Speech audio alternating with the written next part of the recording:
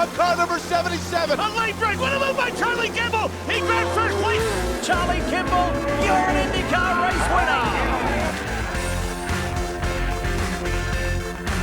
Kimball met with members of Congress talking about the challenges of living with diabetes. He does some great work off and on the track. Charlie Kimball, smooth and steady. Charlie Kimball arrives on the scene. Side by side into three. Charlie Kimball shuts the door on Pagano. Charlie Kimball is holding his own. He has been strong through the last 30, 40 laps. Kimball just made a great move, and he got around Montoya. Kimball closes the gap. He's within a car length. It's a pole for Charlie Kimball. Charlie Kimball will take the lead. Charlie Kimball gonna get to turn one first. Right there with him, the up-and-coming American, Charlie Kimball. There's a check for $564,000. That amazing finish for you. Congratulations. Hi, I'm IndyCar driver and Dexcom warrior Charlie Kimball. Thanks for joining me here at the TCOYD 1, the ultimate virtual joyride. Now, if you watched that video, you would think that I walked into the racetrack, they handed me a trophy, champagne falls from the heavens before I'd ever put my fire suit on. But that's not exactly how it goes. In fact, my racing story starts when I was quite a bit younger. I grew up watching racing. My dad's a mechanical engineer. He designed race cars that won the Indianapolis 500, won world championships in the Formula One series in Europe, all over the world. I grew up watching it on TV Sunday morning, hoping to get a glimpse of my dad. And then I started racing go-karts, put a helmet on for the first time at the age of 9, raced go-karts, moved up to racing cars when I got my driver's license at the age of 16. After I graduated high school, I moved to Europe. After deferring entry to college, moved to Europe to go race cars over there. And I was working my way up the ladder. And then in 2007, I hit a bit of a speed bump. I went into my doctor's office and mentioned that I had a skin rash on my arm. And he prescribed some cream to clear it up, asked if there was anything else going on in my health I wanted to ask him about. I said, nah, I'm 22. Being 22 meant nothing else could go wrong, right? Well, then I said, well, I've been a little thirsty lately. Am I eating too much salt? And he said, well, how thirsty is a little thirsty? I said, oh, I'm drinking 8, 10, 12 bottles of water a night. I said, okay, well, have you lost any weight recently? And when I got on his scales, I realized that in just 5 days, I'd lost 25 pounds. And as an athlete, I didn't really have 25 extra pounds to lose. He said, okay, I want to do some more tests, but I think you have diabetes. And I went, great, what's that? I didn't know what it was, what it meant. Didn't know what it meant for me as a person, as an athlete, as a racing driver. But I then asked him if I'd ever get back in the race car. And I remember it seeming like forever, but he finished writing his notes and he looked up at me and he said, I don't see any reason why not. There are incredible people doing amazing things with diabetes all over the world. You may have to change how you go about it, but it shouldn't change and shouldn't slow you down as you chase your dream, driving a race car professionally. I thought, okay, not slowing down was something I could get behind. Well, that was October 16th, 2007, 14 years ago today. So today is my diversary. And I say diversary because I think every year, for me at least, I try and celebrate the day I was diagnosed because it means another year of good health, another year of successful management of my diabetes. It's also a really good excuse for my friends and family to give me cards and presents. The last couple of years, though, my friends sort of waned in the presents. I think it's time I get new friends. But all kidding aside, I think it's really important to celebrate that diversary. And in fact, just 3 years ago on my diversary, I may have gotten the best present ever. My wife and I welcomed our daughter. So happy birthday, Hannah. Happy 3rd birthday to you. But back to my diabetes story is I went in and saw Dr. Ann Peters at a USC Medical in California, where I'm from. And she has done great work with athletes. She's argued in front of the International Olympic Committee to get swimmers into the Olympics. She's worked with triathletes, A-list celebrities. She has quite the background and foundation in treating diabetes in unique sectors.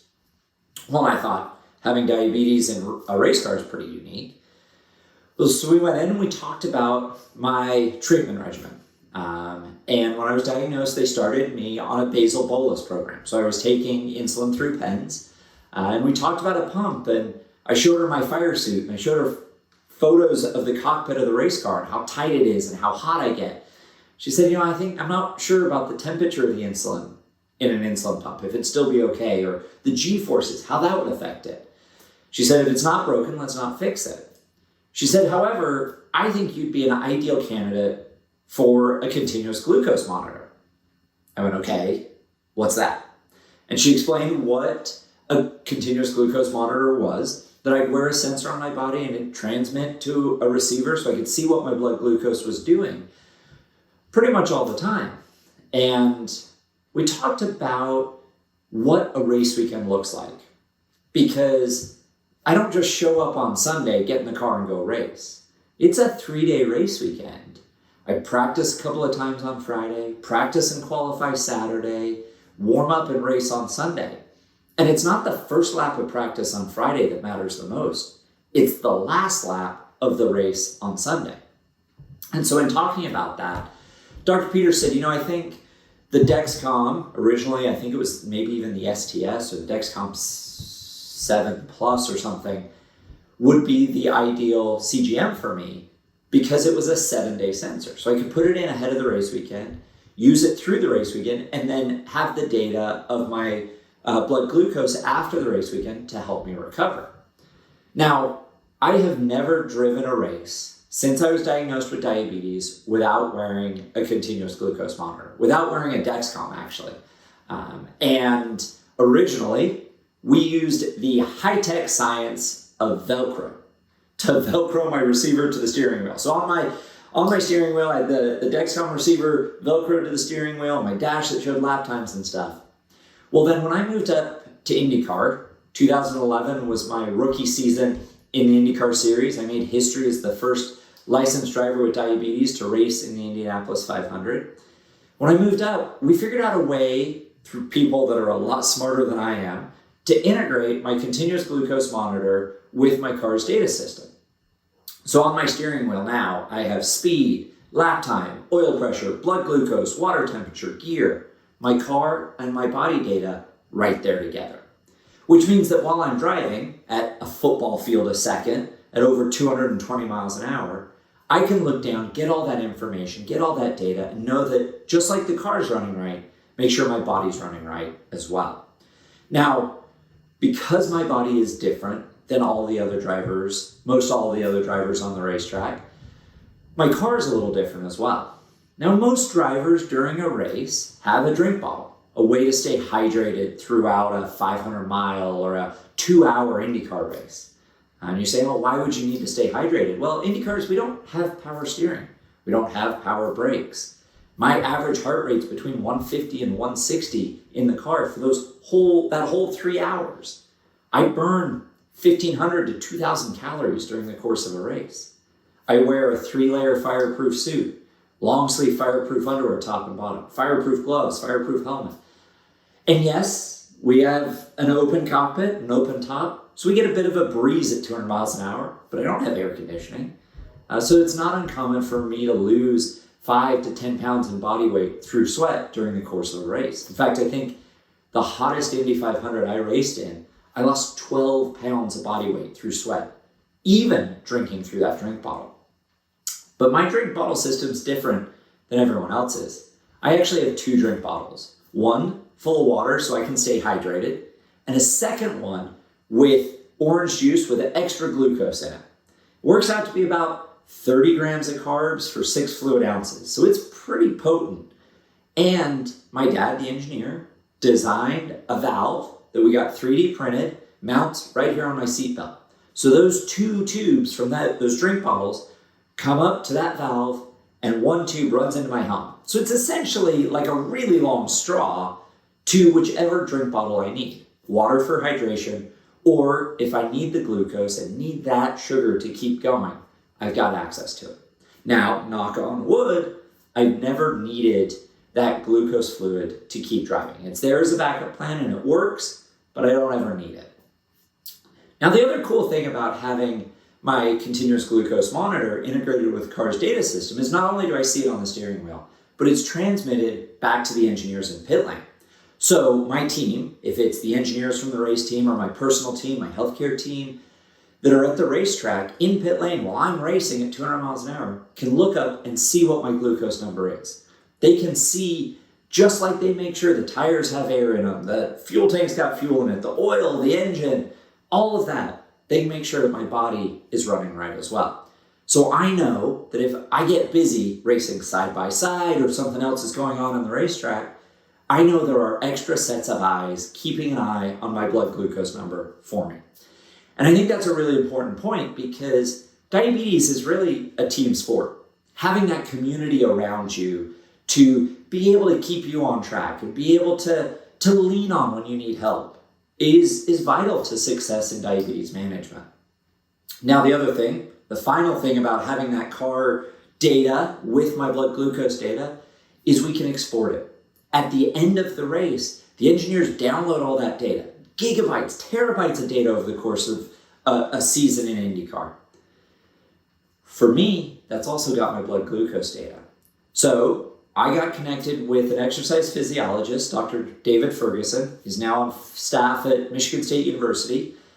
He works with a lot of driver athletes, a lot of motorsports athletes, if it's pit crews, if it's drivers in IndyCar and sports cars, all different types of racing all over the world. He's been to Le Mans, he's been to the 24 Hours of Daytona, the Indy 500. And he thought I was really interesting because, again, 2011, I was the first driver with diabetes to race in the Indy 500. So he took that blood glucose data and he took my performance data, where I finished, pit stop times, what the weather was, the type of racetrack, even Vegas odds, and put that into, I think, what he called, again, just a racing driver. So if I get it wrong, I'm sorry, Dr. Ferguson, put it into a regression analysis, borrowed some supercomputing time, and figured out how to distill down my ideal blood glucose number in the race car for results. And he calls me and he says, "Hey Charlie, Dr. Ferguson, what's up?" He goes, "Your ideal blood glucose is 152.73. 152.73. Okay? And he goes, "Yeah, it's all this data and it's pulled out and if you run at that number, here's where you'll finish likely, the odds are, blah, blah, blah." I said, okay, Dr. Ferguson, but I have diabetes and my diabetes sometimes has a mind of its own. And I can't just pull out my continuous glucose monitor and set it to 152.73 as the ideal number. Let's talk about a range because that's realistic. And so there was the scientist saying, here's the ideal number. And then there's the person with diabetes saying, yeah, but life happens. So let's figure out what range I need to be in. And for me, working with Dr. Peters, her team, Donna, her nurse, her diabetes educator, Meg, the nutritionist over there, Dr. Ferguson, myself, my personal team, my wife, my family, my healthcare team, we came up with a range. And for me, in the race car, kind of unique to me, based on all the data, I like to run between 150 and 175. Now, that's higher than a doctor will tell you you should be, but it gives me margin and it gives me a range to follow before I'm worried about what my blood glucose number is, before gives me time to get some of that glucose fluid if I need it to level out and stay in that range. And also if I climb, if I don't get it quite right, or the adrenaline in the Indy 500, or going for a race win, or chasing down someone for a podium, if that adrenaline spike drives my blood glucose up a little bit, I've got a range before I start to see vision, focus, concentration issues north of that 200, 225 number for me. So that range really works. And we've been able to dial that in because of that data. Now, the really cool thing is, because that data, and once we got that range dialed in, we have empirical proof that if my blood glucose is in that range, diabetes is not a factor in my performance on the racetrack. So we have done more than just work hard and guess at leveling the playing field. We have taken the information that my Dexcom gives me and worked with all the other data and again, people way smarter than I am, to come up with a range to take diabetes out of the equation for performance and results. And it took a team to do that. It took all these different people with different perspectives and different ideas to do that. Now, over the years, wearing a continuous glucose monitor, I have pretty sensitive skin. I like to tell my wife that when we're out in the sun and working on a tan, I have 3 colors: white, red, and peeling. I don't tan, I have very fair skin, and I developed an allergic reaction to the adhesive with my continuous glucose monitor. And I reached out again to the diabetes community. I reached out to the network, and I found tapes and bandages to not only keep that allergic reaction down, but also keep my sensor on, especially now with the G6 and a 10-day sensor. I had to figure out how to keep it on so when I was in the gym, in the race car, it wasn't going to sweat and melt off.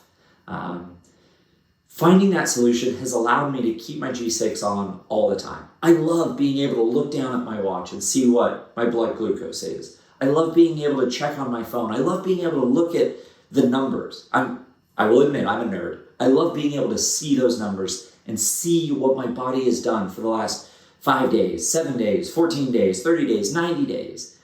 So then when I go into my doctor's office, go see Dr. Peters, and she does an HbA1c, I'm not always surprised. I have a good idea of what's coming because I know more than just a qualitative, I've been kind of high, or I've had a lot of lows, or I've spent good time in range, but it's a quantitative, a real hard data-driven idea of what's happening with my body. You know, and all those data points, for me, it just makes me more aware of my blood glucose, more aware of my health in general, and therefore my performance. You know, in continuing to work with Dr. Ferguson, he's been able to work with my training team, you know, Fit Training in Indianapolis, work with them to tailor my workout routine, work with them to tailor my training and my recovery based on my individual unique body as a racing driver with diabetes. We're all different. Everybody with diabetes is different. Every person in the world is different. Every athlete's different. Being able to dial that in because of the information from my Dexcom has been so important to me. It makes me a better, stronger athlete as I get older. You know, I think time is inevitable. Father time continues to march forward. I'm getting older every day, and my diabetes is changing because of that. And having this data, having this background has allowed me to chase that and follow that and keep up with it. And frankly, I think stay ahead of the curve. You know, life and diabetes kind of evolve as well. You know, I used to be a young, mid-20s racing driver with diabetes, and I had a girlfriend and I rented a house. And now I'm a father of 2 and own a house, own a couple other businesses, don't race full-time, at least in 2021, didn't race full-time like I had previously. And so my world looks different. I spent more time in the broadcast booth talking about Indy Lights, the AAA to the IndyCar, covering those races, which was a new challenge. Talk about an adrenaline rush when you're on live TV and trying not to flub a word or, God forbid, swear. That affects my blood sugar for sure, my blood glucose as well. And so with that evolution, the more ambassador work I do, the more speaking, the traveling, you know, I've been able to evolve my care and evolve based on that data and that information. I can see where I'm going because of where I've been.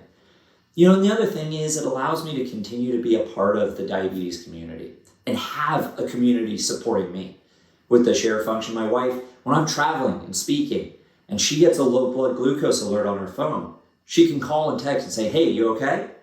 And she doesn't worry nearly as much. And I know that if she's not worried about me, she's taking care of the house and the kids while I'm away.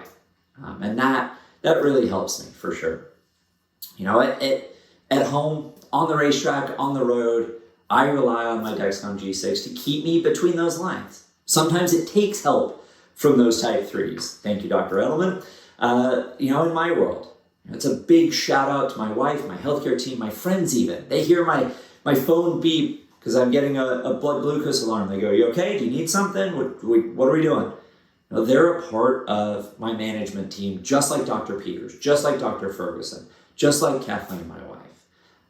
And that tool of having a community is so critical to life, because diabetes is hard. I don't think anyone here today will tell you otherwise. It can be hard, but it can also be really rewarding, because as somebody with type 1 diabetes, you're a part of this incredible world. When I meet someone who's newly diagnosed, I always welcome them to the Cool Kids Club, because the diabetes community, it's really darn cool. And having the tools to be able to do what you want in life, live your dreams, is so critical and so important to being successful in managing your diabetes. So I just want to say thank you for tuning in. I hope you've enjoyed a quick insight into what my life under the helmet and outside of the racetrack looks like. You can keep up to speed with me. I swear that's the last pun. You can keep up to speed with me through my social media channels at Charlie Kimball on Facebook, Twitter, and Instagram. And finally, enjoy the joyride.